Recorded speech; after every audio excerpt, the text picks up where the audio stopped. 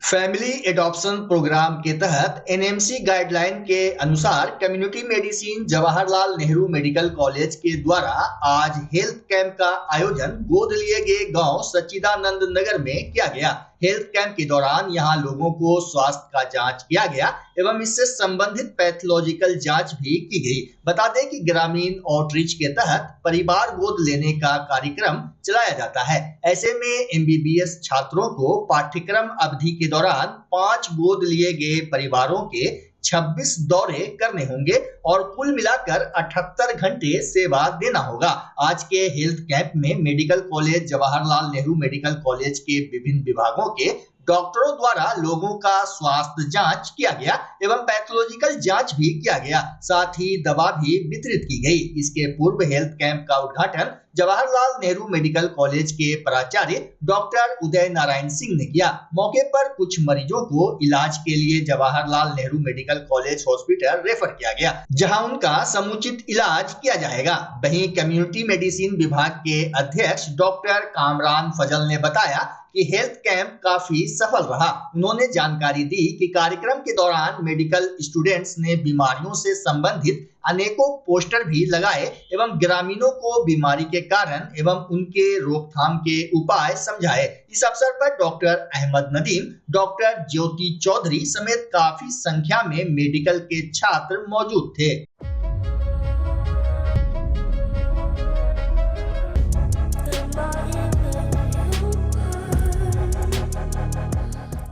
अखिल भारतीय विद्यार्थी परिषद के छात्र नेताओं और कार्यकर्ताओं ने लाठीचार्ज, गिरफ्तारी और टीएमयू के कुलपति के विरोध में मोर्चा खोल दिया है, जिसको लेकर मंगलवार की शाम जहां एबीवीपी ने खलीफाबाद चौक पर टीएमयू के कुलपति एवं सिटी डीएसपी का पुतला जलाया, वहीं आज विश्वविद्यालय प्रशासनिक भवन में अखिल भारतीय विद्यार्थी परिषद के छात्र नेताओं ने प्रेस कॉन्फ्रेंस कर कुलपति के ऊपर कई आरोप लगाए। प्रेस वार्ता के दौरान कुणाल पांडे, रोहित राज, हैप्पी आनंद समेत कई कार्यकर्ता मौजूद थे।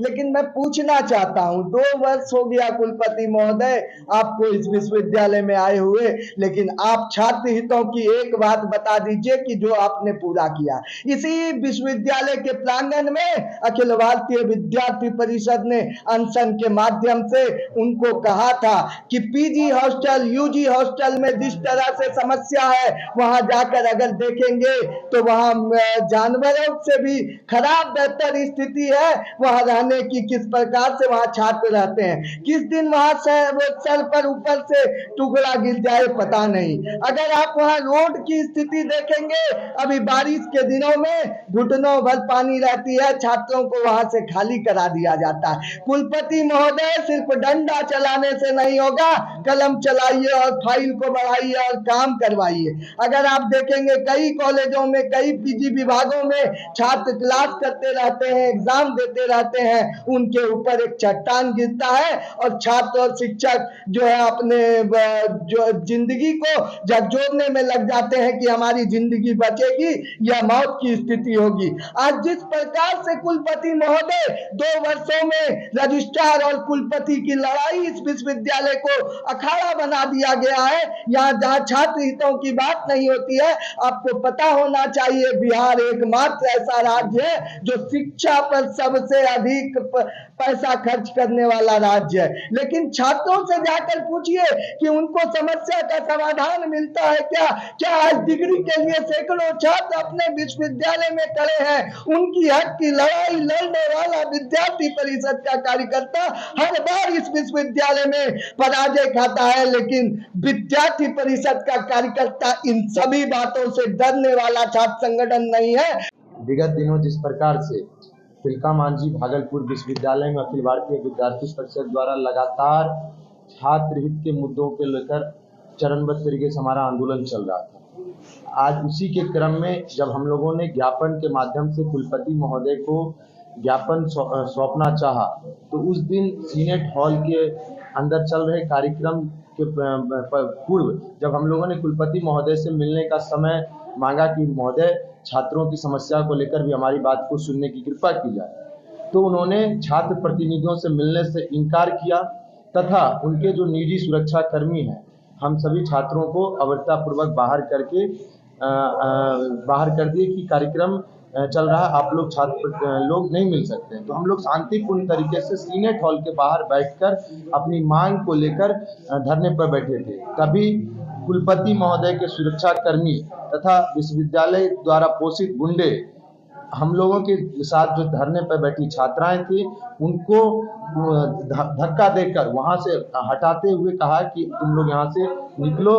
तब हमारे छात्राओं बहनों को जिस प्रकार से कुलपति के सुरक्षा कर्मी तथा विश्वविद्यालय के द्वारा पोषित गुंडे जो कि वर्दी के भेष में थे उनके द्वारा हमारी छात्राओं बहनों को जब धकेला गया, तब हम लोगों ने कुलपति के सुरक्षा कर्मी का विरोध किया और तब जाकर हम लोगों ने गेट्स के माध्यम से अंदर जाकर प्रवेश किया। हमारी मांग को लेकर हम लोग लगातार विश्वविद्यालय के कुलपति महोदय को ज्ञापन देने की बात कर रहे थे। तो जब ज्ञापन लेने से इनकार किया गया तो हम लोगों ने कहा कि कुलपति महोदय, कार्यक्रम से पूर्व कार्यक्रम से ज़्यादा जरूरी छात्राओं की समस्या है, जो कि मदन एलिया महिला महाविद्यालय से नौगच्छा से चलकर छात्राएं अपनी समस्या को अवगत कराने आई थी। तब उन्होंने अपने जो यहाँ के विश्वविद्यालय थाना प्रभारी हैं, सिटी डीएसपी हैं, उनके माध्यम से फोर्स बुलवाकर हम लोगों का ज्ञापन को फाड़ कर हम लोगों के ऊपर धक्का मुक्की कराकर छात्राओं के ऊपर बेरहमी तरीके से उनको बाल से घसीटते हुए बाहर लाकर उनके ऊपर लाठीचार्ज किया गया। हमारे कई निहत्थे कार्यकर्ताओं के ऊपर बेरहमी तरीके से, मतलब बयान नहीं कर सकते हैं कि हमारे कार्यकर्ताओं की हाथ टूट गई, हमारे इस उंगली में 8 टाके पड़े हैं। हमारे कई कार्यकर्ता उस दिन लगातार 3-3, 4-4 घंटे तक बेहोश पड़े रहे। कई ऐसे कार्यकर्ता जिनके अंदर से जोखिम है, छाती के ऊपर उनका प्रहार किया गया। कई ऐसे कार्यकर्ताओं के हाथ और पीछे पीठ के पीछे जो अभी भी दाग लगातार एकदम बर्बरतापूर्ण तरीके से जिस प्रकार से लाठीचार्ज कुलपति महोदय के निर्देश पर सिटी डीएसपी के आदेश पर कुलपति महोदय के निर्देश पर जिस प्रकार से एबीवीपी के कार्यकर्ताओं के ऊपर जायज मांग के साथ हमारे मांग को दरकिनार कर हमारे ऊपर लाठीचार्ज किया गया है। एबीवीपी कार्यकर्ता लाठीचार्ज से तो ना पहले कभी डरा था ना आगे कभी डरेगा। लेकिन पिछली सारी घटनाक्रम क्रमबद्ध तरीके से रखा जा चुका है और विद्यार्थी परिषद लगातार छात्र हित में, कर्मचारी शिक्षक के हित में आंदोलन कर रही है। आज ये काफी गर्व का विषय है कि बिहार लोक सेवा एवं विश्वविद्यालय लोक सेवा आयोग द्वारा हर विषय में सैकड़ों शिक्षक की बहाली हुई है और कई ऐसे शिक्षक हैं जो कि अपने देश से बाहर, अमेरिका, अपने देश से बाहर कई बड़े बड़े संस्थानों में उन्होंने रिसर्च किया है, बड़े संस्थानों में योगदान दे चुके हैं। आज उन शिक्षकों की नियुक्ति हमारे विश्वविद्यालय में हुई है, लेकिन उन शिक्षकों को ना तो समय से वेतन मिल पा रहा है, ना तो उन्हें प्रमोशन मिल पा रहा है। आज माननीय कुलपति महोदय केवल छात्र हित के और शिक्षक हित के सभी समस्या को वो अपने लाठी के बल पे दबाना चाहते हैं। आज वो अस्थायी कुलपति के रूप में 2 वर्ष कार्यकाल अपना पूरा कर चुके हैं, लेकिन विकास के नाम पे अगर उनसे पूछा जाए उन्होंने क्या किया है। आज किसी भी विभाग में, आप पीजी विभाग में जाकर के देखें तो वहाँ पे लाइब्रेरी की व्यवस्था नहीं है, वहाँ पे लेबोरेटरी की व्यवस्था नहीं है। आज हमारे बच्चे बाहर पढ़ने के लिए जा रहे हैं, IAS IPS की बड़े बड़े तैयारी कर रहे हैं, लेकिन हमारे विश्वविद्यालय में, जो कि बिहार में सबसे ज्यादा शिक्षा पे खर्च हो रहा है, उसके बावजूद इन सभी मूलभूत सुविधाओं के लिए हमारे छात्राएं तरस रही है। आज दर्जनों दूसरे राज्य से दर्जनों शिक्षक आए हुए हैं और उन्हें रहने के लिए आवास मिल रहा है, जो कई ऐसे आवास हैं जो जर्जर पड़ा हुआ आवास है, बिल्डिंग गिर रहा है, लेकिन शिक्षकों को वो रहने के लिए नहीं दिया जा रहा है। आज आप देखें,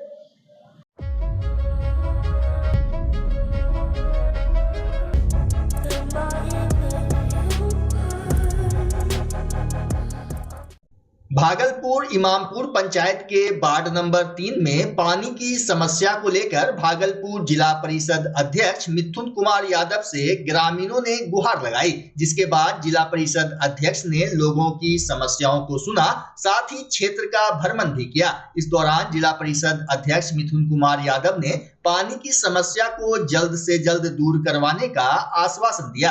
मिथुन यादव का लोगों ने जोरदार स्वागत किया। मौके पर इमामपुर पंचायत के मुखिया प्रतिनिधि मोहम्मद मिंटू, मोहम्मद आजम, मोहम्मद राजू, इम्तियाज, परवेज अंसारी समेत कई लोग उपस्थित थे। आज का कार्यक्रम तो हम आए अपने जो हमारे क्षेत्र हैं, कार्य क्षेत्र इमामपुर पंचायत में आए हैं। मुखिया जी मिंटू जी हमको बुलाए कि हमारे यहाँ समस्या है, ग्रामीणों के द्वारा पानी का समस्या है जी जो पानी पीएचडी के द्वारा कराया गया है जी और जो उसमें कॉन्ट्रैक्टर हैं उनकी कुछ कमियां देखने को मिला। तो हमने अपने समाज से सबसे मिले और जो समस्या है हम पीएचडी वाले को बुला करके और जो कॉन्ट्रैक्टर उनको बुला के जो भी समस्या होगा उनका त्रुटि को दूर करेंगे। और साथ में ही जो जिस घर को पानी मुहैया नहीं हो पा रही है उसके लिए भी एक सर्वे चलाया जाएगा जी और उसके लिए भी हम लोग चाहेंगे कि एक नया बोरिंग हो और जो जिला परिषद के अंतर्गत जो फंड है उसके विभाग से जो भी हम लोग मदद कर सकते हैं अपना पानी का व्यवस्था। और हम चाहेंगे कि मेरा जो यहाँ सदस्य है जो शिव कुमार हैं तो उनके माध्यम से हम चाहेंगे कि एक पियाओ आप लोगों को उपलब्ध करा दें जो तत्काल में आप लोगों को पानी का परेशानियों से जूझना नहीं पड़े।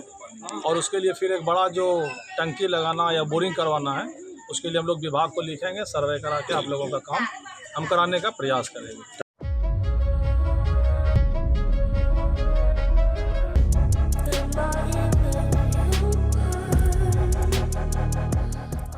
भारतीय जनता पार्टी के राष्ट्रीय महासचिव सर्वेश पाठक 20 जुलाई को भागलपुर के पीरपैंती पहुंचे थे, जहां उन्होंने अपने संबोधन में कहा था कि बिहार में एक भी इकाई आने से लाखों लोगों को रोजगार प्राप्त होगा। वहीं सर्वेश पाठक की बातों को ध्यान में रखते हुए देश के वित्त मंत्री ने बजट सत्र में पीरपैंती वासियों को बड़ी सौगात दी। बता दें कि बजट में पीरपैंती थर्मल पावर प्लांट की बात है, जिससे पीरपैंती के लोगों में काफी हर्ष देखा जा रहा है। इधर भारतीय श्रमिक कामगार कर्मचारी महासंघ के जिला अध्यक्ष अमित कुमार सिंह ने प्रेस कॉन्फ्रेंस कर सबों का आभार जताया। राष्ट्रीय महासचिव जी एक दिवसीय दौरे पे भागलपुर पीरपैंती आए। जी जी पीरपैंती में उन्होंने संबोधन में कहा कि हमारे कार्यकर्ता पीरपैंती में ही नहीं पूरे बिहार में कार्यकर्ताओं को गोद लेकर श्रमिकों के हितों के लिए काम कर रहे हैं। और एक इसी क्रम में उन्होंने कहा कि एक यूनिट लगने पे हजारों लाखों श्रमिकों का कल्याण होगा। इसी हमारे राष्ट्रीय महासचिव के व्यक्तित्व को देखते हुए 3 दिन बाद ही हमारे देश के यशस्वी वित्त मंत्री तथा यशस्वी प्रधानमंत्री ने बजट में पीरपैंती के थर्मल पावर को 2400 मेगावाट की स्वीकृति दी, जिसके लिए मैं धन्यवाद देता हूं हम अपने राष्ट्रीय महासचिव को कि इतने छोटे जगह में आए और हमारे लिए काम किया।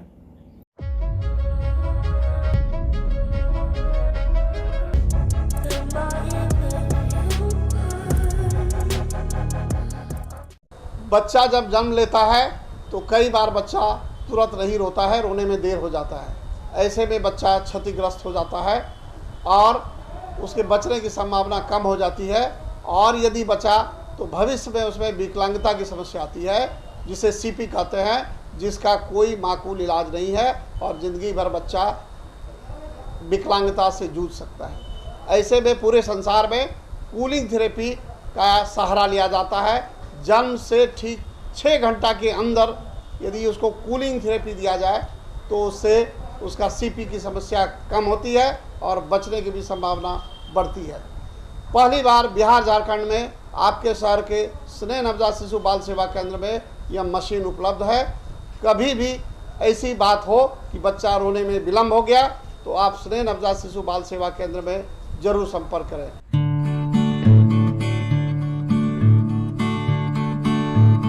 घर शिफ्ट करना हो या ऑफिस रीलोकेट करना हो, मेक माई शिफ्ट के साथ अपने सामान को सुरक्षित पहुंचाइए कहीं भी कभी भी। मेक माई शिफ्ट देते हैं residential and office relocation, long distance relocation, heavy machine shifting, packing and moving, international and intercity moving, car transportation जैसी ढेरों best services. Make my shift packers and movers. For bookings call 8298-181-018 या log on करें www.makemyshift.in। Rinku LED bulb एक बार लाओ और चलाते ही जाओ। हमारे LED बल्ब्स है क्वालिटी में नंबर 1 और एनर्जी एफिशिएंट, जो रखे एनवायरनमेंट और आपके बिजली के बिल दोनों का ख्याल। रिंको LED बल्ब के साथ एनर्जी बचाओ और बिल घटाओ। ये है पावर सेविंग लाइट जो चले लंबे समय तक और रखे आपके घर को रोशन। हमारे यहाँ LED लाइट्स मिलते हैं एक व्यापक रेंज में, जो आपकी हर जरूरत को पूरा करेगी। लेकिन यही नहीं, हमारे LED लाइट सिर्फ चमकदार नहीं बल्कि एनवायरनमेंट फ्रेंडली भी है। तो आज ही लाओ रिंको LED बल्ब और पाओ 1 साल की वारंटी का भरोसा। रिंको LED बल्ब्स, नई जनरेशन के स्मार्ट बल्ब्स। आज ही संपर्क करें 8651063786 या मेल करें rinkoledbulb@gmail.com। हमारा पता असाननपुर, भागलपुर, बिहार 812002।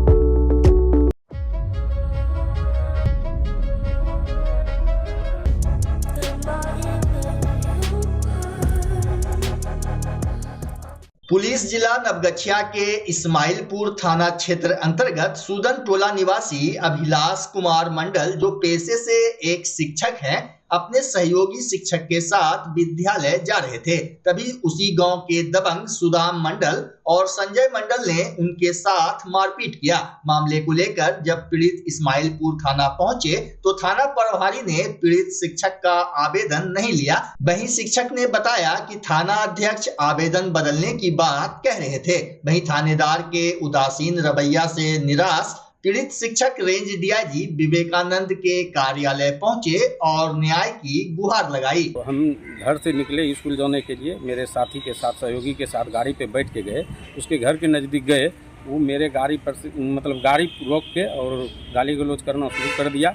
और उसके बाद मारपीट, रस्सा और गड़ासा और क्या कहते हैं लाठी लेके हम लोगों को मारना शुरू कर दिया। जब मारने के लिए आया तो बहुत 100 लोगों मतलब वहाँ जाम लग गया रोड पे।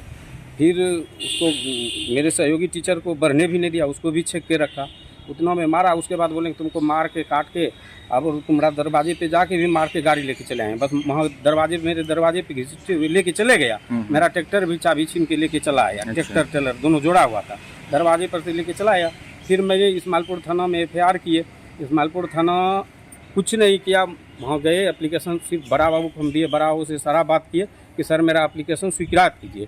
फिर जो है कि वहाँ गए तो फिर दोबारा बुलाया, बोला कि आप डेट चेंज कर दीजिए, आपका जो कहिएगा वो हम कर लेंगे। हम बोले सर हमने, थाना वाला बोला कि आवेदन चेंज कीजिए। अच्छा। तो हम बोले कि नहीं सर, हम आवेदन चेंज इसलिए नहीं कर पाएंगे, मेरे साथ हकीकत जो घटना है वो रहेगा, हम नहीं कर सकते हैं इसको। तो इसके बाद हमने SP साहब के पास गए, वहाँ पे दिए। फिर SP साहब से मिले भी वहाँ मिले तो बोला कि देखिए तो इसका मामला क्या है और तुरंत जांच करके FIR करने के लिए। तो अभी तक मेरा न गाड़ी आया न कुछ आया।